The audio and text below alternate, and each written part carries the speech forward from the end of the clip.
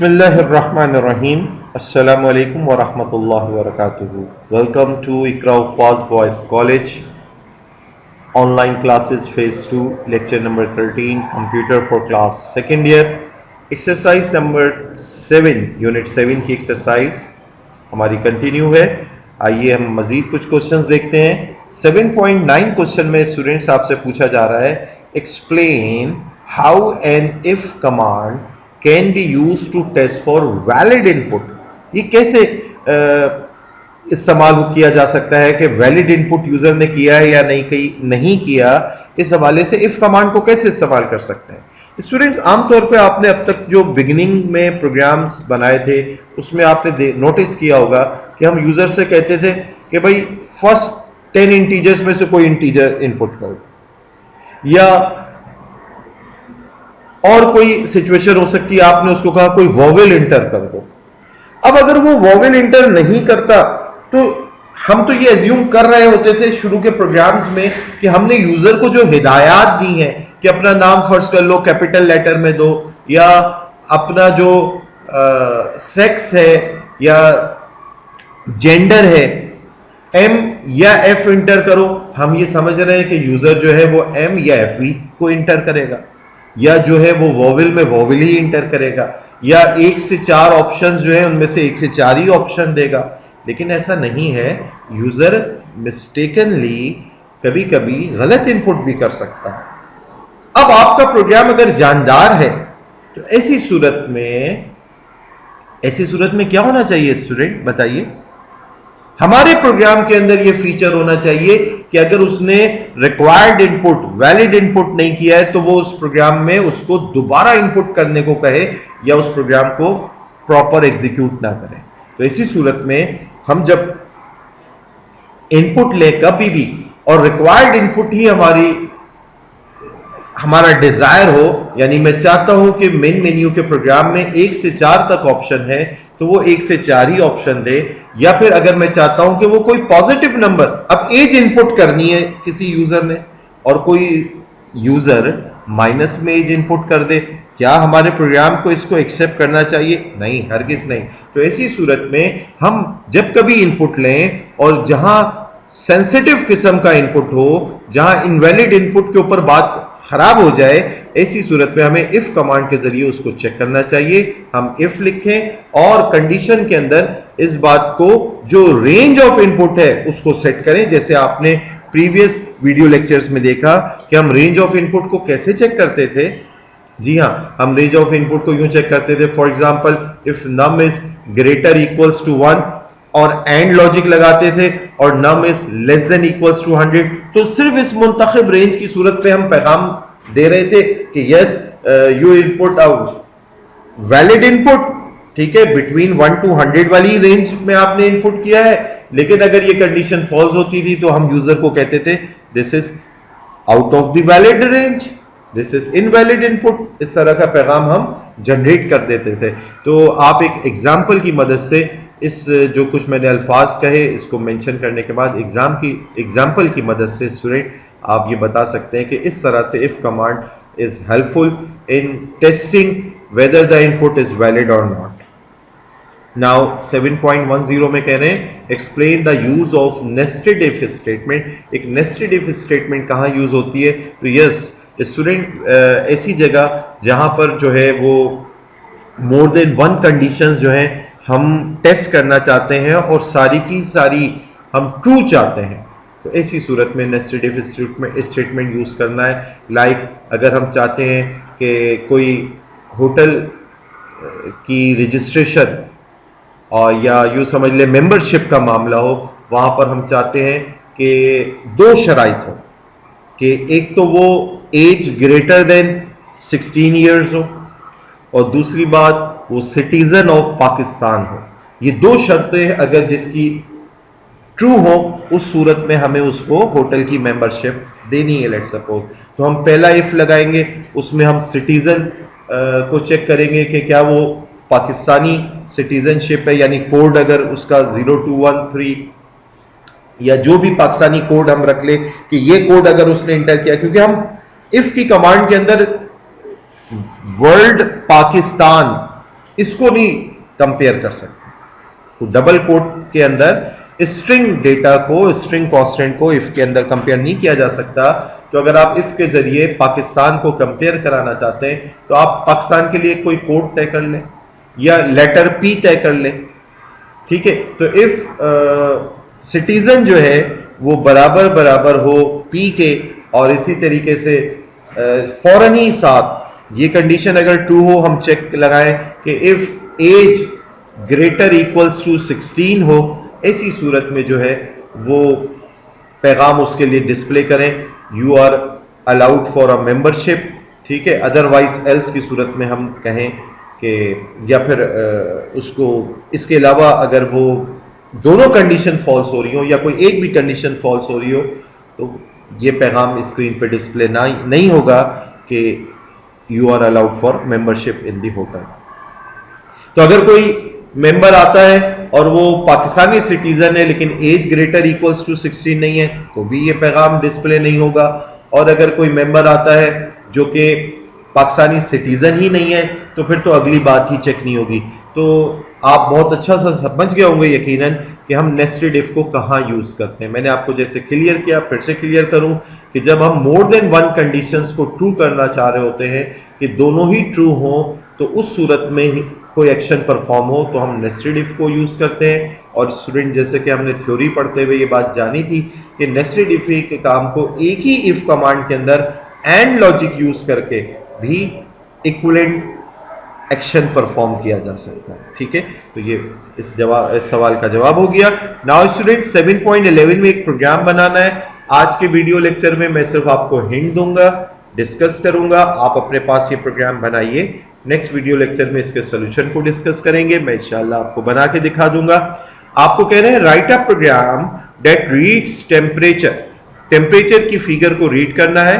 और टेम्परेचर क्योंकि floating point में हो सकता है, यानी पॉइंट वाली फिगर में हो सकता है, तो आप इसकी डेटा टाइप फ्लोट लीजिएगा and prints a message as given below. यानी टेम्परेचर अगर ग्रेटर देन 35 हो तो इट्स हॉट डे, और अगर वो इन बिटवीन 25 एंड 35 इंक्लूडिंग 25 और 35 हो तो इट्स नाइस डे का पैगाम जनरेट हो, और अगर वो टेम्परेचर लेस देन 25 हो तो इट्स कोल्ड डे का पैगाम जनरेट हो। तो स्टूडेंट हम इधर देख रहे हैं कि आउट ऑफ सेवरल चॉइसेस, यानी कि एक तो बात रेंज ये है कि टेम्परेचर ग्रेटर देन 35 हो, 35 इसमें शामिल नहीं है, ग्रेटर देन 35 एंड ऑनवर्ड सारी वैल्यूज, और एक रेंज है 25 एंड बिलो, 25 इंक्लूड नहीं है, लेस देन 25, और एक है 25 से लेकर 35 तक की रेंज। तो स्टूडेंट इसमें स्विच स्टेटमेंट तो बिल्कुल यूज नहीं हो सकती। क्यों नहीं हो सकती यूज? जी सोचिए जरा, बताइए स्विच क्यों नहीं यूज कर सकते? जी हाँ, आप यकीनन समझ गए होंगे स्विच स्टेटमेंट इसलिए यूज नहीं हो सकती क्योंकि स्विच जो है काम करती है इक्वलिटी के ऊपर। उसके अंदर जो केसेस होते हैं वो इक्वलिटी पे काम करते हैं। ग्रेटर देन 35 में तो शामिल 36 भी है, 37 भी है, 38 भी है, और स्टूडेंट क्योंकि फ्लोटिंग पॉइंट डेटा है 36 और 37 के दरमियान ही सेवरल वैल्यूज हैं, इनफाइनाइट वैल्यूज हैं, तो स्विच तो इधर फेल हो जाएगा। हाँ, इधर मल्टीपल इफ भी यूज कर सकते हैं आप, यानी कि इसके लिए एक अलग इफ का सेटअप लगाएं कि इफ टेम्परेचर ग्रेटर देन 35 है तो ये वाला काम करो। फिर उसके बाद आप एक और इफ लगाएं, if temperature greater equals to 25 and की लॉजिक लगाएं, लेस देन इक्वल्स टू 35 तो ये वाला पैगाम डिस्प्ले करो। फिर एक और इफ लगाएं कि if temperature is less then 25 तो ये वाला पैगाम डिस्प्ले करो। इन तीनों में से जो कंडीशन ट्रू होगी वो वाला पैगाम स्क्रीन पे डिस्प्ले हो जाएगा। लेकिन ये तीन इफ लगाने से स्टूडेंट होगा क्या कि तीनों में से ट्रू तो एक वक्त में एक ही होनी है, या तो टेम्परेचर ग्रेटर देन 35 है, या बिटवीन या फ्रॉम 25 टू 35 है, या फिर लेस देन 25 है। इसके अलावा तो कोई चौथी बात नहीं होनी। तो ऐसी सूरत में जब एक बात दुरुस्त हो जाए तो अगली दो बातों को हमारा कंप्यूटर क्यों टेस्ट करने में अपना टाइम वेस्ट करे। तो सबसे अच्छी आइडियल सिचुएशन इधर ये है कि आप इफ एल्स इफ लैडर को इधर यूज करें। तो ये मैंने आपको अच्छी खासी हिंट दे दी। आप इस इफ एल्स इफ लैडर को यूज करते हुए इस प्रोग्राम को बनाइए। टेम्परेचर TMP एक वेरिएबल लीजिए फ्लोट डेटा टाइप के साथ और इफ एल्स इफ लेटर के साथ बनाइए, और आखिरी एल्स के बाद आपको कंडीशन नहीं लिखनी है, उसमें आपको अंडरस्टूड होगा कि पहली दो रेंज अगर फुलफिल नहीं होती, उससे रिलेटेड टेम्परेचर इनपुट नहीं होता, तो ला महला टेम्परेचर 25 से लेस है, तो आखिरी एल्स में आपने इट्स कोल्ड डे का पैगाम डिस्प्ले कर दिया, तो ये काफ़ी होगा। तो स्टूडेंट इसको आप खुद से बनाइए, नेक्स्ट वीडियो लेक्चर में इंशाल्लाह मैं आपको इसका सोल्यूशन पेश करूंगा, तब जो लोग इसको किसी वजह से बनाने में मुश्किल का शिकार होंगे तो वो समझ जाएंगे इंशाल्लाह। नेक्स्ट है write a program that reads 3 numbers and prints the largest. 3 number input लेने हैं और फिर उसमें से जो लार्जेस्ट वन है उसको बता देना है। तो इसके हवाले से भी गौर कीजिए कि 3 नंबर N1 N2 N3 लेने के बाद किस तरह से आप इफ़ की कंडीशंस को यूज़ करते हुए आप ये बता सकते हैं कि कौन सा नंबर लार्जेस्ट होगा। तो ये प्रोग्राम भी स्टूडेंट आपके लिए एक क्विज के तौर पे, असाइनमेंट के तौर पे है, सोचिए, गौर कीजिए। नेक्स्ट वीडियो लेक्चर में इसका सोल्यूशन आपके साथ शेयर करूंगा, और करना आपको यही है इसमें भी कि इफ़ एल्स इफ लेडर को आप लगा सकते हैं, ठीक है, और greater than equal to equality को, क्या पता तीनों नंबर इक्वल भी हों, इस बात को सबसे पहले चेक करके अगर इक्वलिटी तीनों नंबर इक्वल नहीं है फिर उन तीनों के दरमियान ग्रेटर देन को चेक कीजिए कि विच वन इज़ ग्रेटर। मैं आपको इसी प्रोग्राम को 2 अंदाज में, जो student physical classroom teaching attend कर चुके हैं वो जानते हैं कि मैंने इस प्रोग्राम को आपको एक डिफरेंट वे में भी बना के सिखाया था। तो इंशाल्लाह ताला नेक्स्ट वीडियो लेक्चर में 2 एस्पेक्ट से इस प्रोग्राम को बना के आपके सामने रखूंगा इंशाल्लाह।